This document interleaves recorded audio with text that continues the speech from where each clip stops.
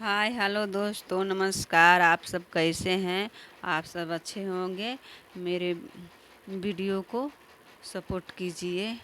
एक दहेज प्रथा पर गीत सुनाने जा रहे हैं। अच्छा लगेगा तो सब्सक्राइब कीजिए।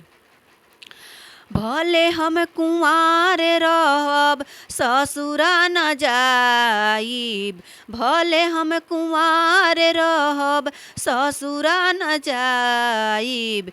तिलक के खातिन हम त जिंदे जली जाइब।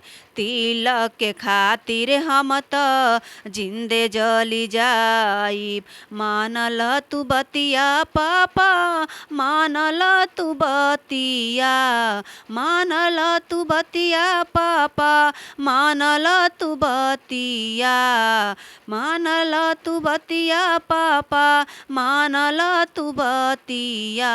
शादी भइल बेय पार मोरे पापा, शादी भइल बेय पार मोरे पापा।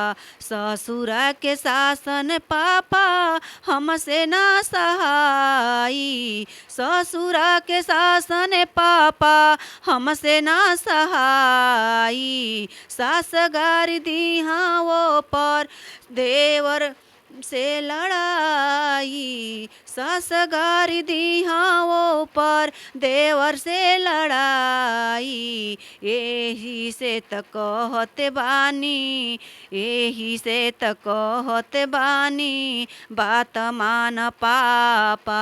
एही से त कहते बानी, बात मान पापा।